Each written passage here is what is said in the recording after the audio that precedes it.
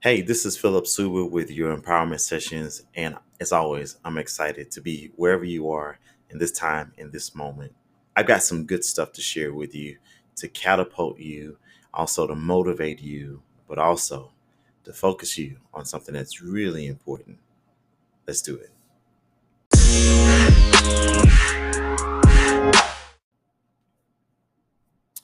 Hey, so we're back, and I want to share something with you that is needed during our current culture, climate, and environment.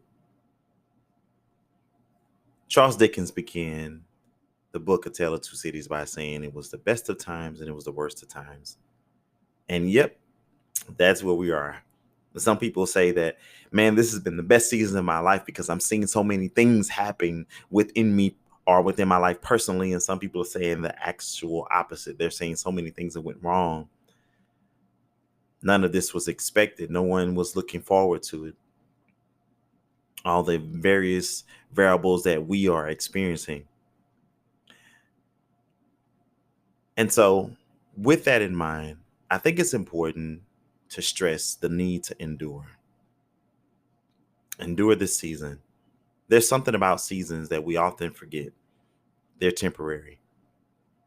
Seasons have an expiration date. And sometimes the seasons change without us really knowing that they've changed. Because you don't really see the immediate changes or the immediate distinction of the season. Sometimes the seasons change in subtlety.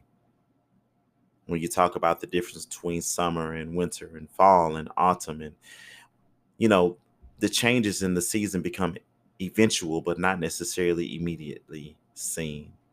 And I think that it's important for us to understand that in this moment that we are, that this season will not be an eternal season. It will change for the better. It will get better for us. And we may not begin to see the immediate changes, but we'll begin to see them in subtlety. But what I don't want us to do is to operate in this season looking for the next season and missing out on the significance and the importance and the opportunities in this moment.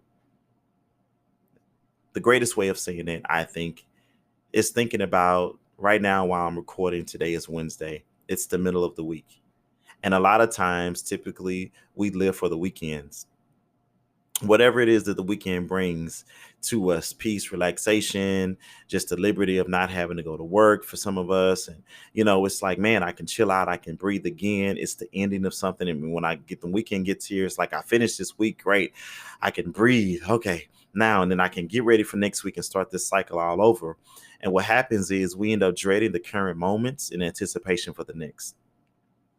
And so, what I want to focus on in this podcast, in this particular episode, is the need to endure and what it means to endure or what is needed to endure. How are we going to endure this season? And I understand that we're taking the precautions physically. Hopefully you guys are wearing masks. Hopefully at the same time you guys are voting. Hopefully at the same time you're thinking ahead and you're building strategies. But I want to point out this, that sometimes the bitterness of the current season will hinder you from being able to move forward into the next. And so, with that, I want to give you three things that I think are important for us to address, to identify, and to focus on in this current season as we are in anticipation of the next. Right? Here's the number one: to enable us to effectively endure this season and prepare for the next, we have to take inventory of our hearts. If there's one thing that we cannot ignore, it is the condition of the heart of man. Absolutely. The condition of the heart of man, the condition of our individual hearts.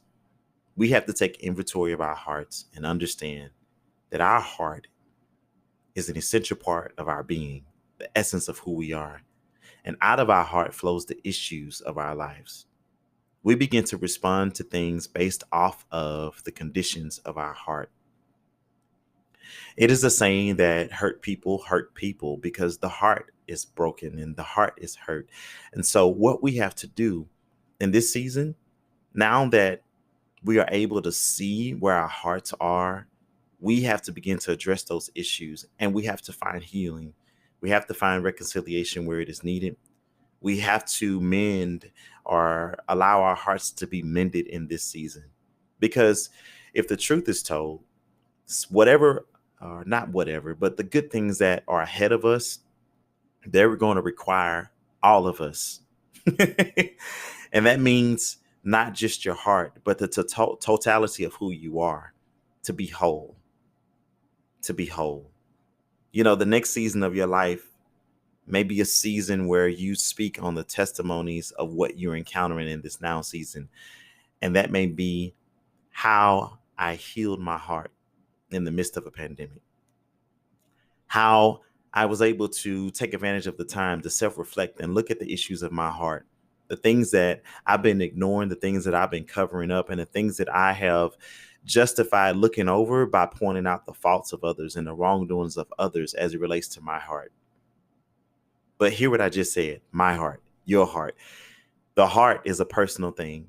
And although we respond to the actions of others, it is our responsibility to cultivate our heart, to keep our hearts healthy. So take inventory of your heart. The second thing is not only your heart, you're going to need a good heart to endure this season. You're going to need to inspect your heart and make sure that your heart is in a good place in the things that you do, but also your mind. We have to control our thinking. We have to make sure that we are cognitively aware of the influences of our thinking. I often refer to this book by Miguel Ruiz, Don Miguel Ruiz, The Four Agreements. And it's a great book. If you haven't looked at it, man, I do encourage you to look at it. My pastor has a great book out that he released this year called The Shift by Pastor Keon D. Henderson. It's a great book. I think you should look at it because it dives in some of the areas of the heart and shows us how we learn different things in through life experiences, but not just the heart, but also our thinking, our mind. And I want to tell you to look into the things that you have been focused on, the things that influence your thought patterns and the roadmap for how you think about things, how you see things, how you view things. Look at those things in particular as it relates to your mind. What are the things that you focus on a consistent basis? Whether it's consciously or unconsciously, just look back and just begin to think, what are the reoccurring thoughts that you are having? And why are they reoccurring? Why are they valid to you? Are they valid to you? Begin to look on those things and think about that, because in order for you to survive this season, you're going to have the right thinking. You're going to have the right thinking in order for you to endure and survive this season, and then also to be propelled to the next and to be ready for the next, to set the strategy and the foundation and the structure that you need to endure and also come out thriving for the next season. You're going to have to think on the thought patterns. You're going to have the thought patterns of success, the thought patterns of hope, the thought patterns of strategy, and you're going to have to expose your mind to a different level of thinking and seeing. Not only that, but yourself. And this is the last one: yourself. It is important for you to love yourself. Love yourself to know that how you treat yourself, how you take care of yourself, how you mind yourself, how you think about yourself is going to be the direct impact of how you treat and how you mind, honor, respect others. The Bible says, love your neighbor as you love yourself. And I want to tell you, listen, if you don't love yourself, then you can't love your neighbor. Now, this whole thought of loving yourself has so many layers to it. It's loving yourself to be conscious and to be disciplined in what you eat, what you think, what you watch, what you see, what you hear, what you entertain, what you say. Do you work out? Do you not work out? Are you challenging yourself in the disciplines of your life? Are you being loose in the disciplines of your life? All these things impact how you love yourself. And you have to understand that loving yourself doesn't mean that you esteem yourself in such a way that everybody else is in support, is beneath you. No, I'm not talking about being egotistical. I'm not talking about you being pride. I'm not talking about you dismissing everyone else and saying that I am. No, I'm not talking about that. But what I'm saying is understand that loving yourself empowers you to love others. Loving yourself empowers you to forgive. Loving yourself empowers you to empower others and to be a light in your world, your community, your culture, your environment, your family, your business, your job. Whatever it is that you do, you have to understand that you being at the best of you will help others to be at the best of them. Right. So loving yourself means, yeah, do you need to get enough rest? Do you need to work out? Do you need to take out moments to just simply meditate? Do you need quiet moments? Are you introvert? Are you extrovert? What makes you thrive? What keeps you at the top of your game? Those are the things that you're going to need in order to be successful right now and to endure this season. What do you need to endure? What do you need to keep your mind in the right place? What do you need to keep your heart in pureness? What do you need? You have to take these actions. And I tell you that although we want to put a generic format and a generic plan and a generic prescription for all and everyone to say, if everyone just do X, Y, and Z, but the truth of the matter is that because we're all different and because we all have things and elements that make us distinct and unique as individuals, although I'm giving you these three things, your heart, your mind, and yourself, I want to tell you that you're going to have to find out what it means to guard your heart. You're going to find out what it means to purify your heart. You're going to have to find out what it means for you exclusively, what it means to search out the issues of your heart. What does it mean to guard your mind? You're going to have to understand the thought patterns of your mind. What are the thought patterns that need to be questioned? What are the thought patterns that need to be rethought? What are the thought patterns that need to be lost? What are the thought patterns that need to be gained? What type of thinking do you need to expose yourself to? And then yourself. What are the things that you're committed to? You're going to have to examine these things for yourself to see that, yep, for someone else, it may be I need more time to sit back and reflect at the end of the day. For someone, they might say, I need to engage more with other people. I need to engage more in conversations. Some people, it may be I need to back off. Maybe I'm working out too much. I'm trying to compensate for something else by working out. But what I really need to do is identify what it is that I'm trying to run from and face those things head on. And for someone else, they're probably saying, I don't work out enough. I need to commit to working out. I need to commit to drinking more water. I need to commit to those things. For someone, they may be saying, I have blamed everyone else for the issues in my own life. And that has caused my heart to be bitter and resentful. But I need to stop and I need to forgive them. And then I need to also forgive myself for not embracing the truth of who I am and myself and my own thought patterns. And I'm not speaking in a judgmental way of saying, oh, I've read this and I found this out, blah blah blah. I'm saying no, I'm saying this from experience, that these are things that I myself have taken on in this season. I have had to look in my heart and say, Philip, your heart hasn't been right in this situation. And I've had to pray and say, God, help me with this issue in my heart. I'm beginning to see this. Philip, this manner of thinking has not got you the results that you've wanted. Let's change that. Philip, what are you doing for self-care? Let's be truthful to you. What do you know? We're not talking about everyone else. We're talking about you. And I want to tell you that these three areas, if you look into them, they will give you the strength to endure this season if you take advantage of them now. They will help you gain the focus you need for this season. They will. And I tell you that it will empower you so that the season that is coming, you'll be in a much better place. You'll have everything in place. Your heart will be in a place. You'll begin to think on the things that you need to think of. And you will have invested in yourself in such a way that you'll be able to invest in others on a whole nother level. Challenge yourself today.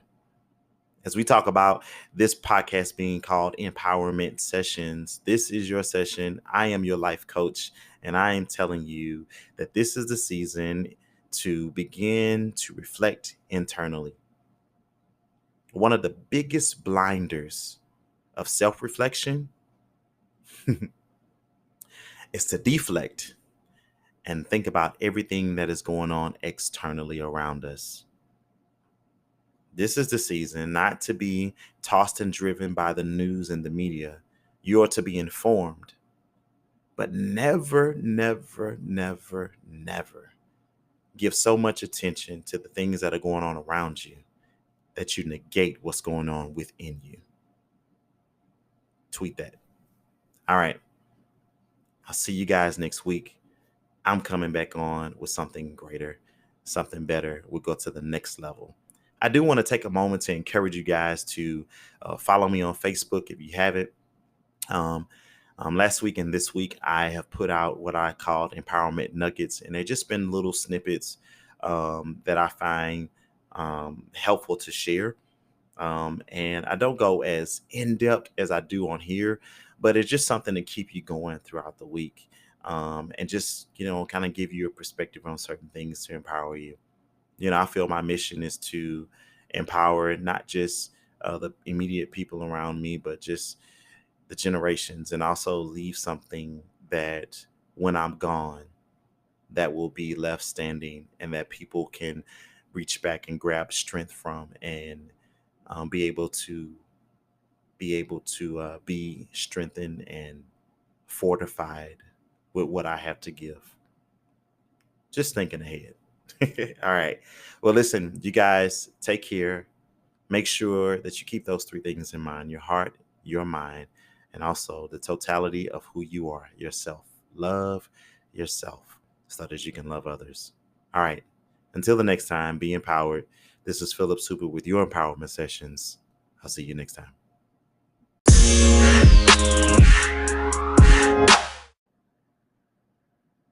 Hey, I want to thank you guys for your consistency in listening to the podcast. And I want to invite you to join me on Instagram at empowerment_sessions. And I want you to join me on that particular platform. But I'm also beginning a empowerment community on Facebook. It's pretty much a community that I'm cultivating for an environment of encouragement, affirmation, and that we would share with one another the things that would strengthen others. There's so much discord and lack of unity in this current culture and environment that we're living in. And so, in order for us to create unity, we have to be intentional.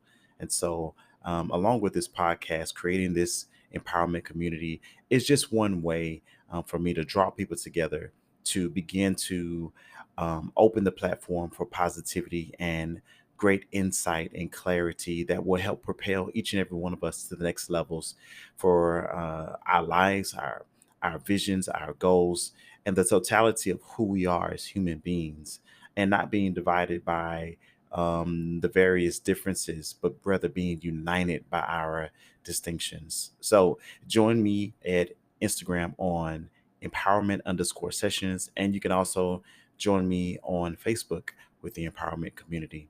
I look forward to seeing your invitations, or rather your requests, and your following and your likes. And hey, at the end of the day, remember, this is something that my father told me when I turned 21. He had given me a watch, a fossil watch, and ever since then I fell in love with fossil watches. But in it, he put a note, and the note said this, and I share with you: the world awaits you. I'll see you next time.